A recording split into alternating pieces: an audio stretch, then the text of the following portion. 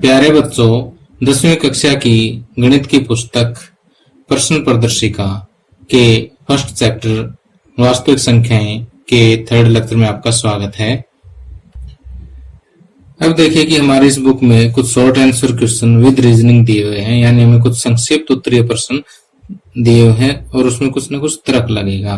तो ऐसे क्वेश्चनों को हम इस लेक्चर में सॉल्व करेंगे और प्रैक्टिस के लिए इसी पुस्तक की एक्सरसाइज 1.2 के प्रश्नों को हल करेंगे।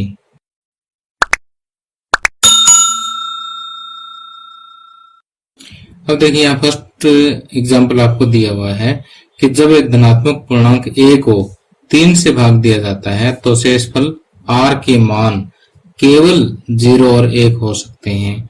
अपने उत्तर का औचित्य दीजिए।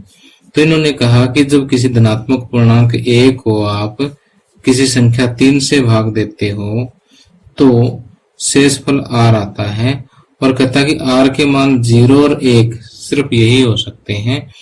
तो केवल का मतलब सिर्फ यही होंगे और कुछ नहीं होगा। तो क्या ये बात सत्य लग रही है आपको?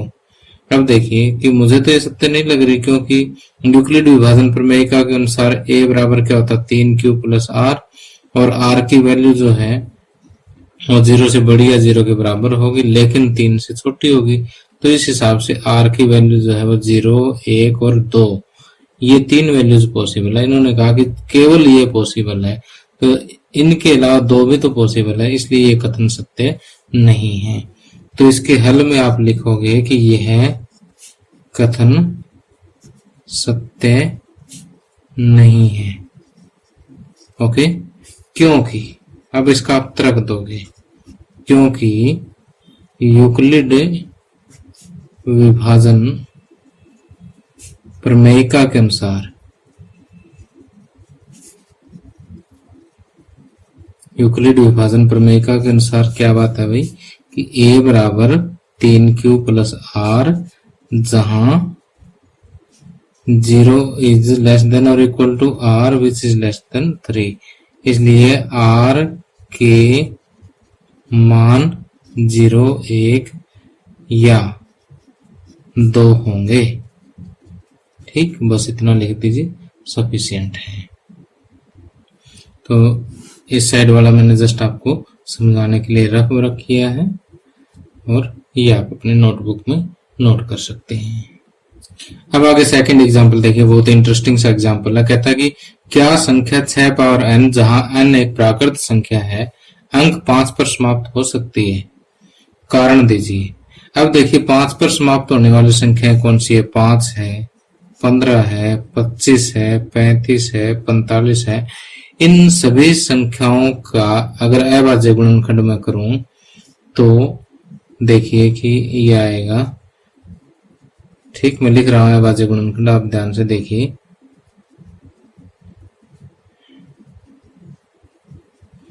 ठीक, तो इनमें एक बात कॉमन क्या है, इसके गुणनखंड में एक बात सामान्य क्या है कि जो संख्या 5 पे खत्म होगी ना, उसके अभाज्य गुणनखंड करेंगे तो उसमें एक संख्या 5 अवश्य आएगी।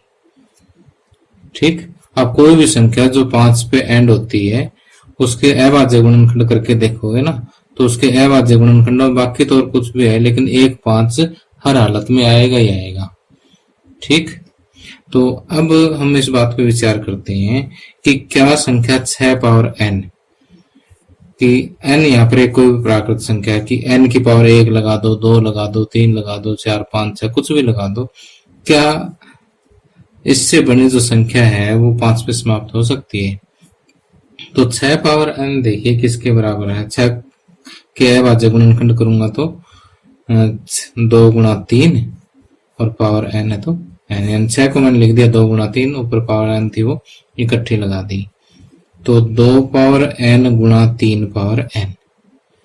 अब देखो अगर n का मान मैं 1 रखता हूं तो ये हो गए 2 गुणा 3, n का मान 2 रखता हूं तो 2 गुणा 2, 3 गुणा 3, 2 की पावर 2 मतलब 2 की 2 बार गुणा, 3 की पावर 2 का मतलब 3 की 2 बार गुणा, 3 रखता हूं तो 2 गुणा 2 गुणा 2, और इधर रखता हूं 3 गुणा 3 गुणा 3, ऐसे आएगा।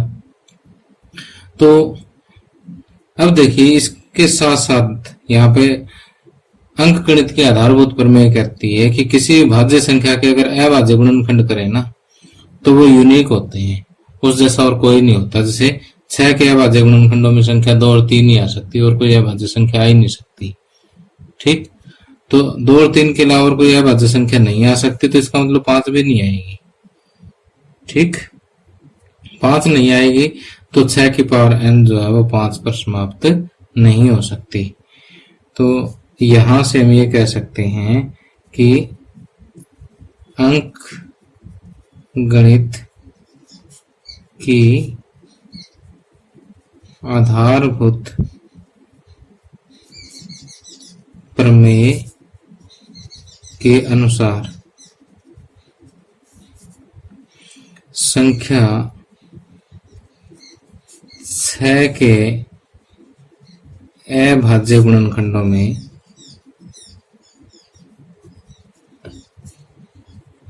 केवल संख्या 2 और 3 ही आ सकती है। ठीक, जो 6 के अभाज्य गुणनखंडों में संख्या 2 और 3 आएगी तो 6 पावर n के अभाज्य गुणनखंडों में संख्या 2 और 3 ही आएगी। इसलिए 6 पावर n के अभाज्य गुणनखंडों में भी संख्याएं केवल 2 और 3 ही आ सकती है तथा संख्या 5 नहीं आ सकती।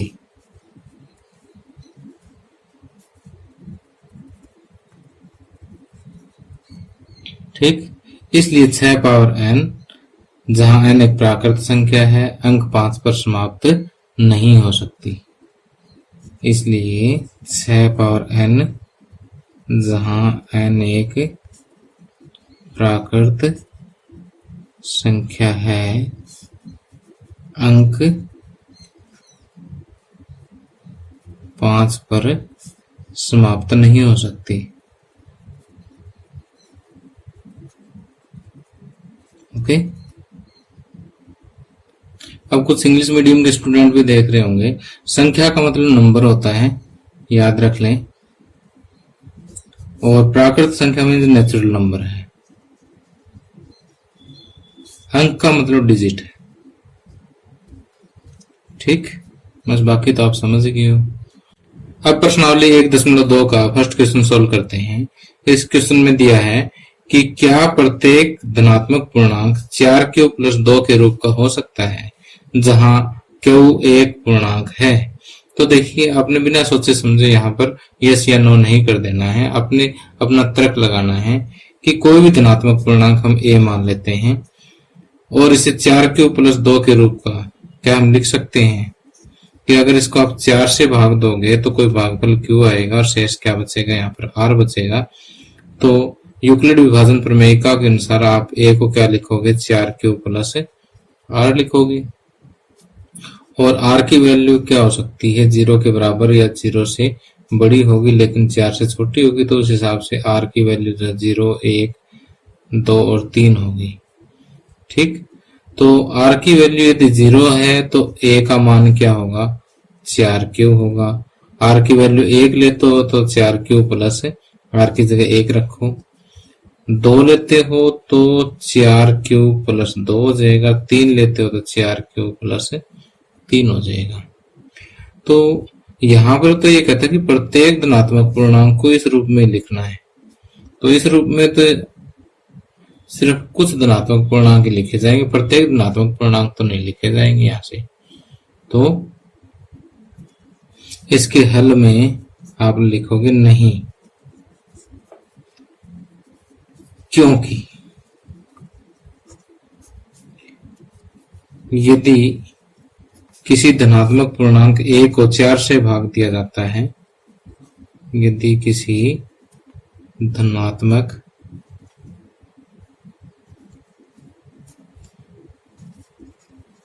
पूर्णांक a को 4 से भाग दिया जाता है तो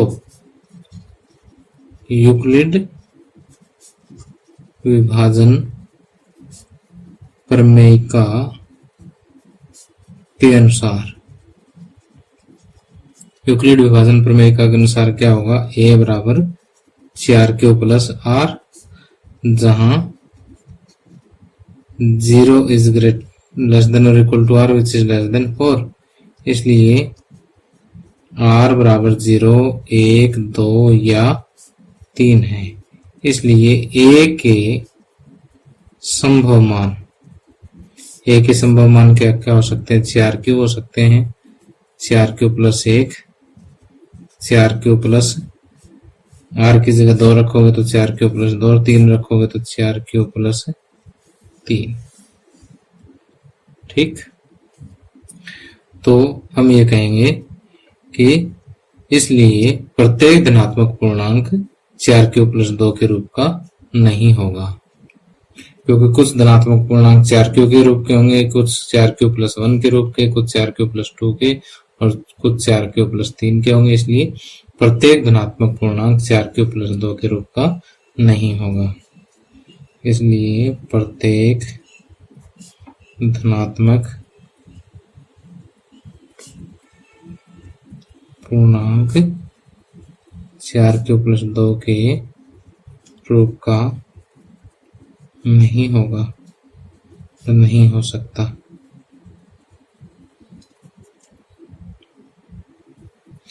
अब दूसरा क्वेश्चन देखिए, कहता है कि दो परमागत धनात्मक पूर्णांकों का गुणनफल 2 से विभाज्य है, क्या यह कथन सत्य है या असत्य है।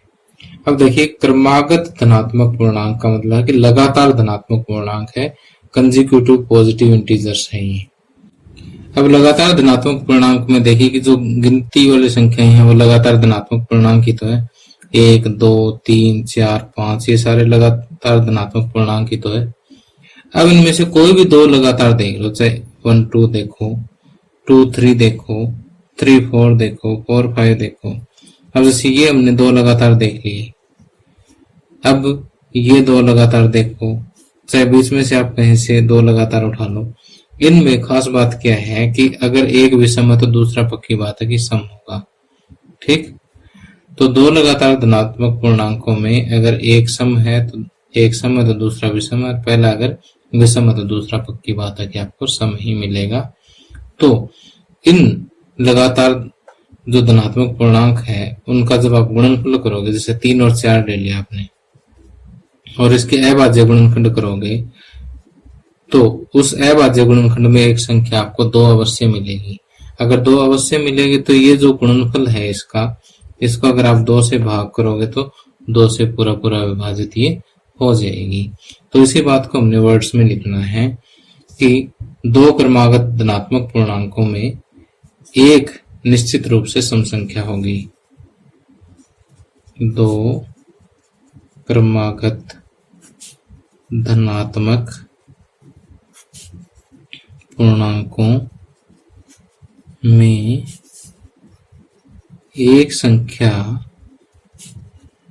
निश्चित रूप से सम संख्या होगी।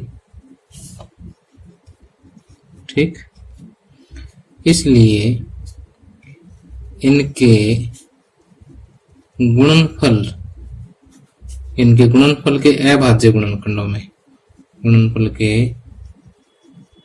अभाज्य गुणनखंडों में एक संख्या 2 अवश्य होगी। अतः दो क्रमागत धनात्मक पूर्णांकों का गुणनफल 2 से विभाज्य है। अतः दो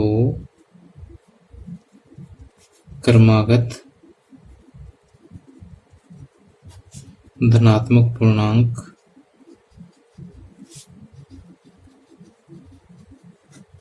पूर्णांकों का गुणनफल 2 से विभाज्य है। ठीक, और आपने शुरू में लिखना है इसके हल में कि यह कथन सत्य है, यह कथन सत्य है क्योंकि यहाँ पर हमने अपना तर्क दे दिया। ठीक, तो ये तर्क के साथ जो है क्वेश्चनों का आपने आंसर देना है। अब देखिए अगला क्वेश्चन जो है आपके लिए सोचने वाला क्वेश्चन है। कहता है कि 3 क्रमागत धनात्मक पूर्णांकों का गुणनफल 6 से विभाज्य है। अब हमने सोचना कि ये कथन सत्य है या असत्य है। यहाँ पर आपको 3 क्रमागत धनात्मक पूर्णांक दे दिए, 3 कंसेक्यूटिव पॉजिटिव नंबर्स दे दिए।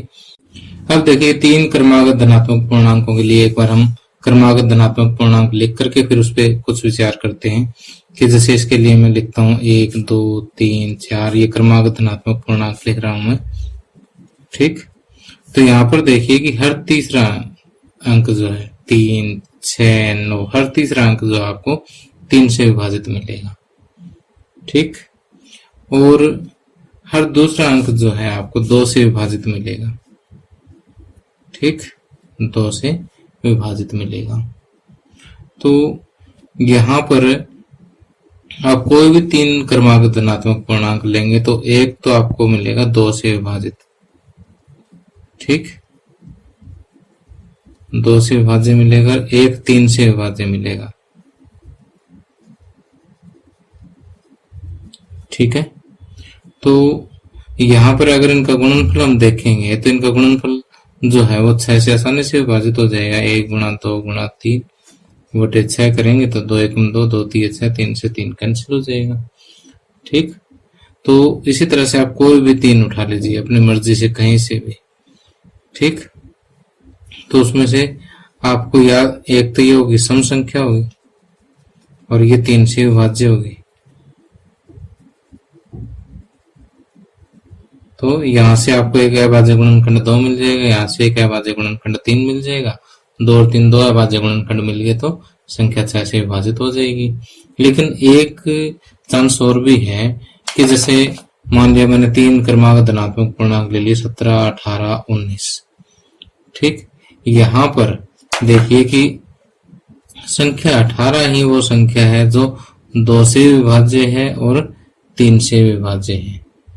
जो संख्या 2 और 3 दोनों से विभाज्य होगी ना, वो संख्या 6 से भी विभाजित होगी।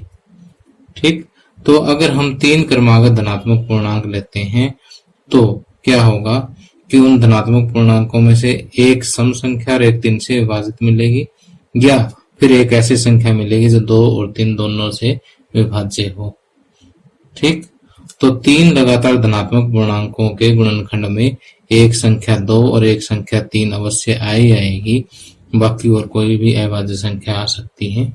ठीक, तो इसका मतलब 3 लगातार धनात्मक पूर्णांकों का गुणनफल 6 से विभाजित होगा ही होगा। ठीक, तो हम ये कहेंगे कि यह कथन सत्य है। इसके हल में आप क्या लिखोगे, यह कथन सत्य है।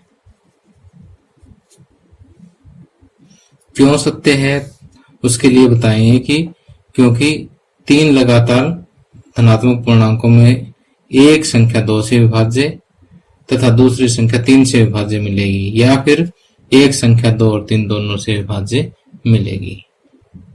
अब देखिए कि समय बचाने के लिए मैंने तर्क लिख दिया है। क्योंकि 3 क्रमागत धनात्मक पूर्णांकों में एक संख्या 2 से तथा एक अन्य संख्या 3 से विभाज्य होती है, या क्या होगा कि एक संख्या 2 और 3 दोनों से विभाजित होती है। अतः 3 क्रमागत धनात्मक पूर्णांकों के गुणनफलों का अगर गुणनखंड आप करोगे तो उसमें संख्या 2 और 3 अवश्य ही मिलेगी आपको। अतः 3 क्रमागत धनात्मक पूर्णांकों का गुणनफल 6 से विभाज्य होता है। अब आगे 4th क्वेश्चन है। कहता है कि लिखिए कि क्या किसी धनात्मक पूर्णांक का वर्ग 3m+2 के रूप का हो सकता है, जहां m एक प्राकृत संख्या है। अपने उत्तर का औचित्य दीजिए। तो क्योंकि यहाँ धनात्मक पूर्णांक के वर्ग की बात हो रही है तो ये हमें थोड़ा सा करके देखना पड़ेगा, तभी हम बता पाएंगे कि कोई भी धनात्मक पूर्णांक जो है, मान लेते हैं एक धनात्मक पूर्णांक है, इसको अगर आप 3 से भाग दोगे तो कोई भागफल क्यू और कोई शेषफल आर आएगा। आर की वैल्यू जहां 0, 1 या 2 हो सकती है। आर की वैल्यू 0 लेते हो, देखिए ए बराबर क्या होगा 3q प्लस आर।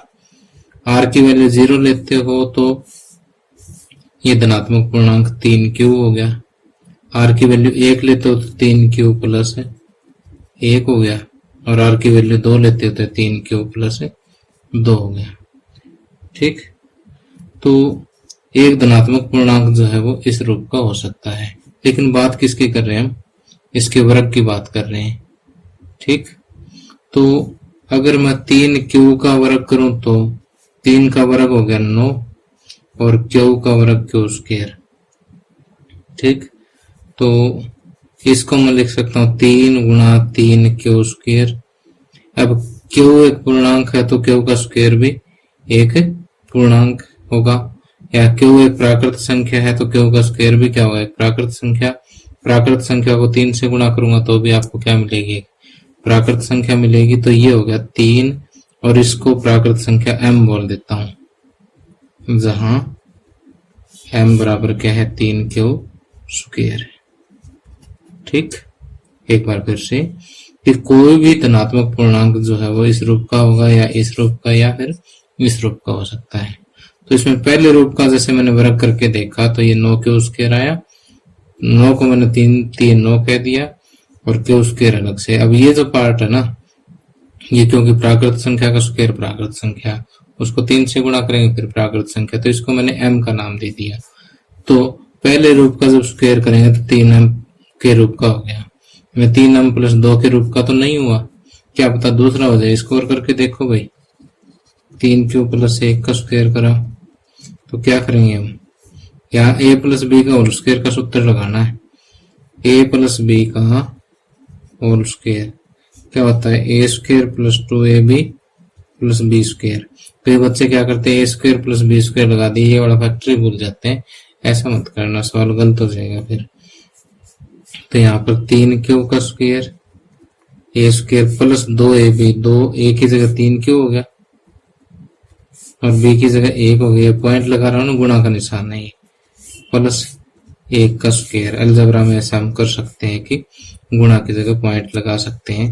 3q का स्क्वायर, 3 का स्क्वायर हो गया 9q स्क्वायर, प्लस 3 दूनी 6q, प्लस में 1। ठीक, अब इन दोनों में से मैं 3 कॉमन ले लेता हूं, 3 कॉमन लूंगा तो 3q स्क्वायर प्लस 3 दूनी 6q प्लस 1। देखो गुणा करूंगा 3 3 9, 3 दूनी 6।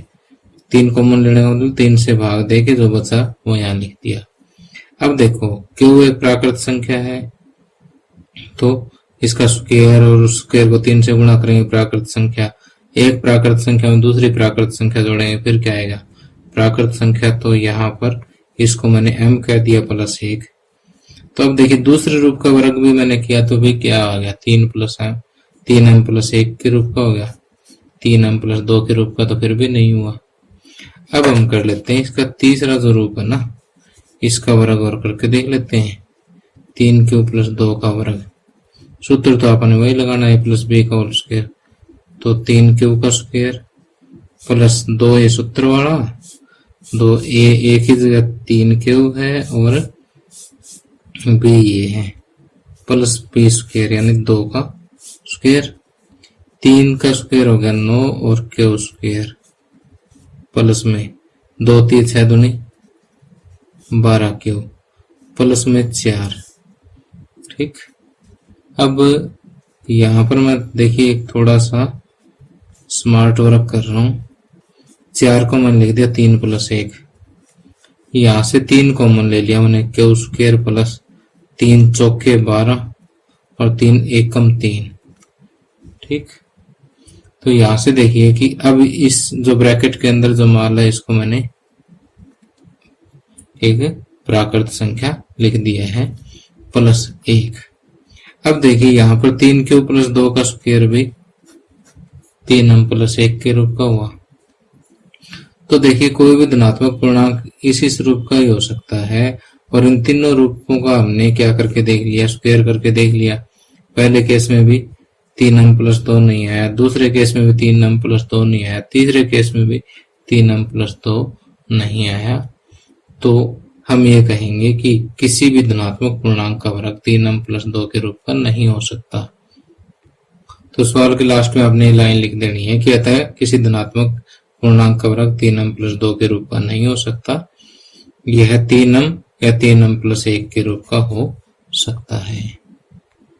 अब पांचवें क्वेश्चन में ध्यान से देखना, चौथा क्वेश्चन ही रिपीट हो गया। यहाँ पर यह कहता है कि एक धनात्मक पूर्णांक जो 3q प्लस 1 के रूप का है, जहाँ q एक प्राकृत संख्या है, क्या इसके वर्ग को 3m प्लस 1 से भिन्न अर्थात 3m प्लस या 3m प्लस 2 के रूप में लिख सकते हैं, जहाँ m कोई पूर्णांक है। अपने उत्तर का औचित्य दीजिए कि यहाँ धनात्मक पूर्णांक आपको क्या दे दिया, 3q प्लस 1 दे दिया, और इसके वर्ग के रूप की बात करता है, तो इसका हम वर्ग कर लेते हैं।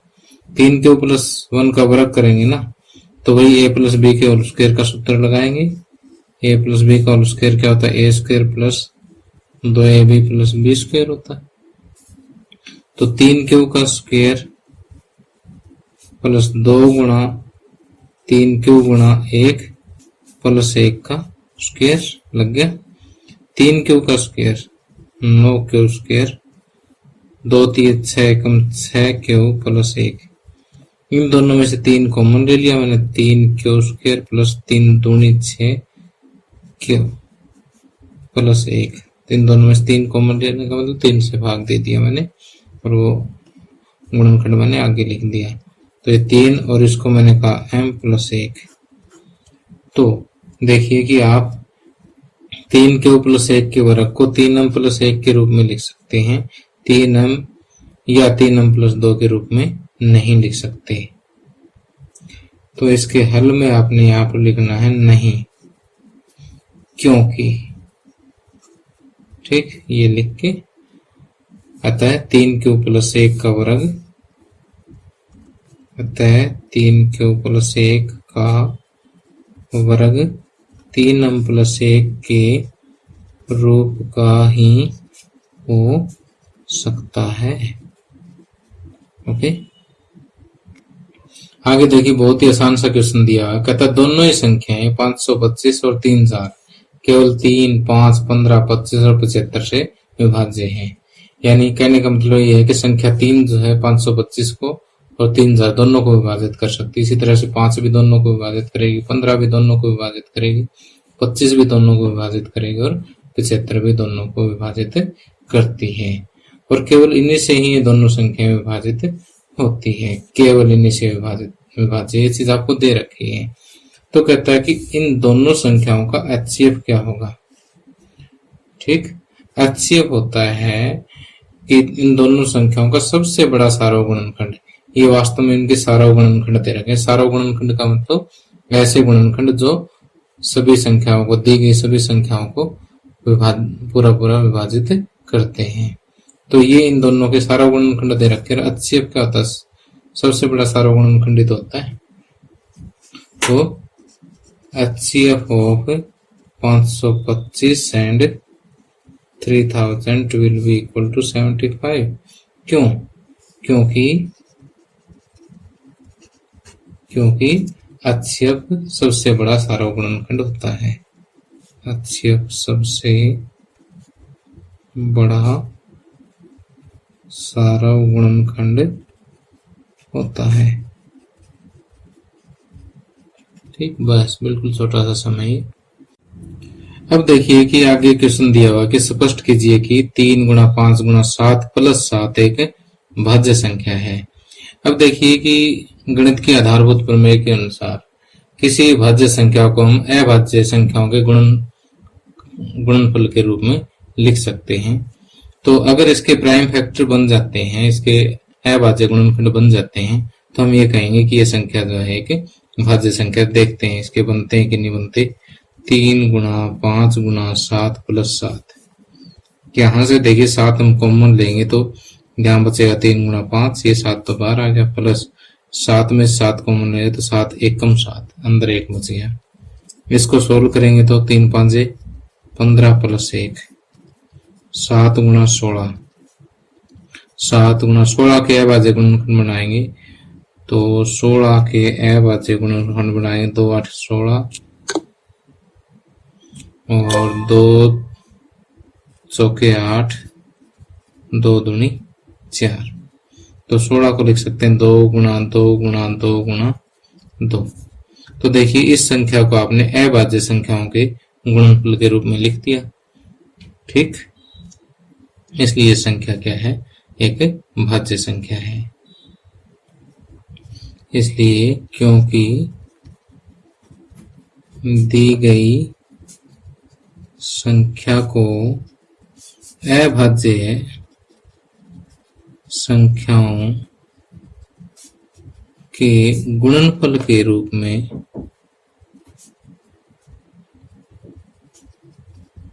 लिखा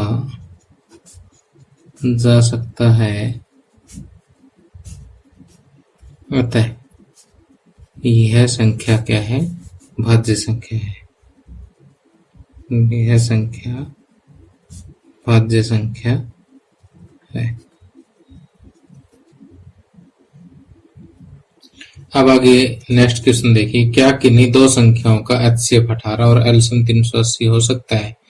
अब देखिए यहाँ पर एक बात ध्यान देने वाली है कि HCF जो है एलसीएम को जो है पूरा पूरा विभाजित करता है हमेशा ही। HCF क्या करेगा, एलसीएम को पूरा पूरा भाग देगा।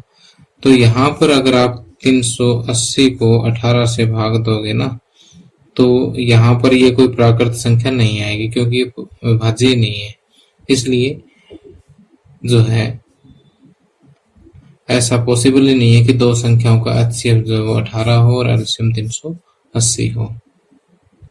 तो इसका शॉर्ट में आंसर हम लिखेंगे कि इसका हल में कहेंगे इसका नहीं। क्यों? क्योंकि HCF 18 एलसीएम 380 को विभाजित नहीं करता, को विभाजित नहीं करता। अब लास्ट में 1-1 मिनट के 2 क्वेश्चन और बच गए हैं। कहता कि बिना लंबी विभाजन प्रक्रिया किए ज्ञात कीजिए कि क्या 987 बटे 10,500 का दशमलव प्रसार शांत होगा या अशांत आवृत्ति होगा। अपने उत्तर के लिए कारण दीजिए। तो पहले देखिए ये आपस में अगर कट होते हैं तो इनको काट दीजिए।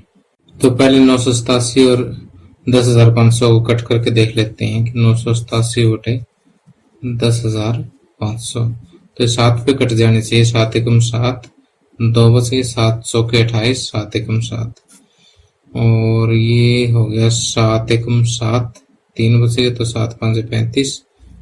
ठीक, 1 और 4 5 और 1 6 जोड़ 3 से विभाजित होता है। इसका मतलब संख्या 3 पे कटेगी और ये भी 3 पे कट जाएगा। तो 3 चौके 12 और 3 सते 21 और 3 5 15 तो ये आ जाएगा 47 बटे 500।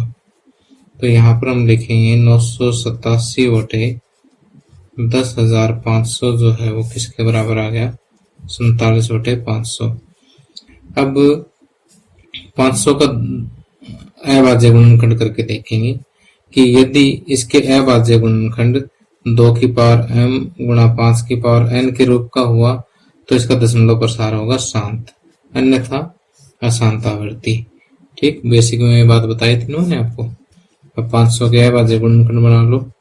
2 पे कट करेंगे 250, फिर 2 पे कट करेंगे 125, फिर 5 पे कट होगा 25 5 125, फिर 5 पे कट होगा तो ये हो गया 47 बटे 2 कितनी बार आया, 2 बार, और 5 कितनी बार आया, 3 बार।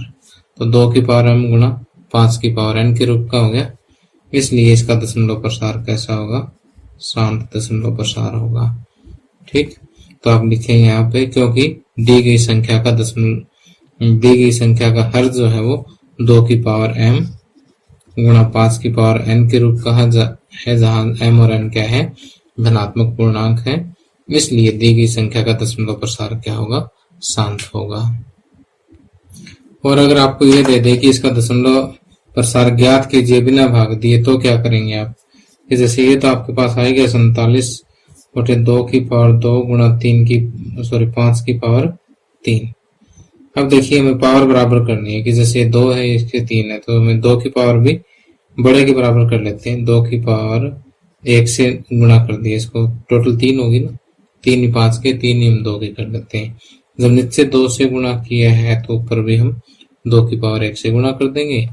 47 दूनी हो गया 94, और ये हो गया 2 की पावर 3 गुणा 5 की पावर 3, तो 94 बटे 2 5 10 की पावर 3। 10 की पावर 3 का मतलब 1 के आगे 3 जीरो हो गया, 10 गुणा 10 गुणा 10, और 94 बटे 1000 कितना हो गया। इस जीरो की सीध में 4, इस जीरो की सीध में 9, इस जीरो की सीध में कुछ नहीं है 0, 1 की सीध में दशमलव लगा दिया, तो इस तरह से 0.94 इसका आंसर आएगा अगर पूछे तो। यहाँ पर m और n शायद मैंने धनात्मक पूर्णांक बोल दिया, ये वास्तव में ऋणोत्तर पूर्णांक है। ऋणोत्तर पूर्णांक है, ऋणोत्तर का मतलब नॉन नेगेटिव, 0 1 2 3 4 ये कुछ भी हो सकता है। ठीक, अब नेक्स्ट क्वेश्चन देखिए, कहता है कि एक प्रमेय संख्या का दशमलव प्रसार 327.7081 है। जब इस संख्या को p बाई क्यू के रूप में व्यक्त किया जाएगा तो आप क्यू के अभाज्य गुणनखंडों के बारे में क्या कह सकते हैं, कारण दीजिए। तो देखिए कि यहाँ पर ये जो संख्या हमें दिखाई दे रही है, ये देखिए कि इसका दशमलव प्रसार 4 अंकों के बाद रुक जाता है, तो इसका मतलब इसका दशमलव प्रसार कैसा है, शांत दशमलव प्रसार है। शांत दशमलव प्रसार का जो जब ऐसी संख्या को p बाई क्यू के रूप में लिखते हैं तो जो हर है वो 2 की पावर m गुणा 5 की पावर n के रूप का होगा, जहां m और n क्या होंगे, ऋणोत्तर पूर्णांक होंगे, नॉन नेगेटिव इंटीजर्स होंगे। ठीक, यानी m और n की वैल्यू 0 1 2 3 4 5 आगे कुछ भी हो सकती है। तो इसको हम ऐसे लिखेंगे, पहले तो जैसे इस संख्या का दशमलव प्रसार क्या है, शांत है, और जब इस संख्या को p बाई क्यू के रूप में लिखा जाएगा तो इसका हर यानी q जो है 2 की पावर m गुणा 5 की पावर n के रूप का होगा, जहाँ m और n क्या है, ऋणोत्तर पूर्णांक है। ठीक, ऋणोत्तर मीन्स नॉन जीरो पूर्णांक है। तो प्यारे बच्चों, इसी के साथ ही लेक्चर समाप्त होता है। आपको मेरा लेक्चर कैसा लगा मुझे कमेंट करके जरूर बताना। Thank you, have a nice day.